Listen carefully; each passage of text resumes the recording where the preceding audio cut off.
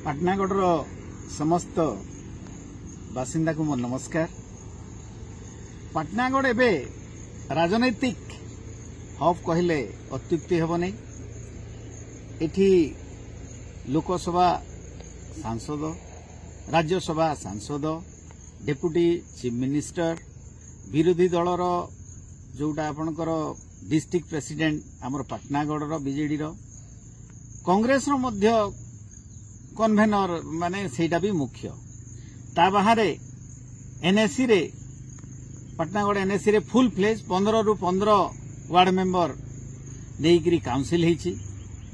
Block रे मध्य गोटे majority council hang council नुह किंतु वर्तमान अचलावस्था एनएससी रे भी स्ट्राइक रे बसिछंती काउंसिलर माने, ब्लॉक रे भी बसिछंती काउंसिलर माने, विकास हेई पारु नै, काउंसिल मीटिंग हेई पारु नै। तो एनएससी कथा ऊपर मु कहिबी जे फुल फ्लेज 15 रु 15 तमे काउंसिलर हेला तमे काहे की करि पारलनी। एथिरे चेयरमैन जो कहउचंती इयो करै देलेनी।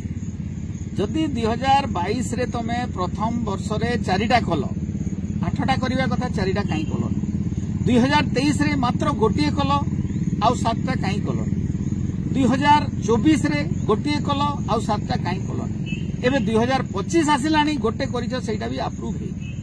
तो आमे जो आस्था रे आपण मान को वोट देइकरी एनएससी रो 15 रु 15 वार्ड मेंबर देलु आमे राजनीति को जीवा पई चाहू। तो एठी ए जो विकास अटकी जाइछि आमर म्युनिसिपालिटी मैनुअल कहूछि जदि गवर्नमेंट रो प्रोविजन रूल्स रेगुलेशन एटा को एग्जीक्यूट करिबारे असमर्थ हेबे चेयरमैन किंबा ईओ दी जण को से एक्शन नेबा कथा। तो आमे गवर्नमेंट को मु कहिबी जदि चेयरमैन सत कहउचंती ताहेले ईओ को काहे की सस्पेंड करा न हबो।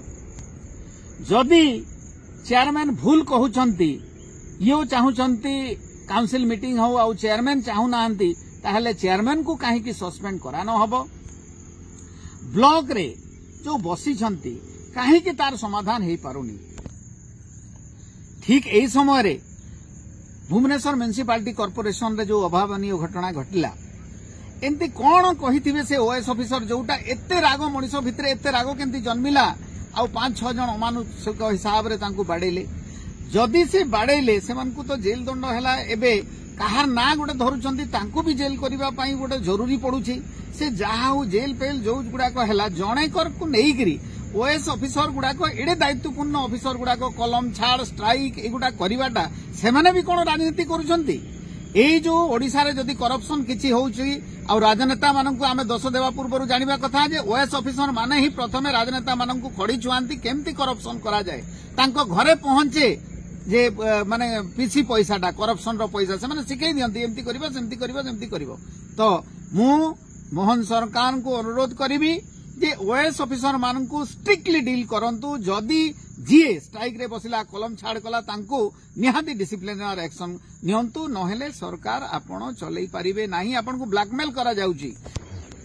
तपर आ गोटे कथा ओएस ऑफिसर माने कलम छाड़ुछ स्ट्राइक करूछ किंतु सरकारी गाड़ी धरिकरी पुणी सीटी केमती जाउछ। जदि छाड़ुछ सरकार को संपूर्ण छाड़ी दियो।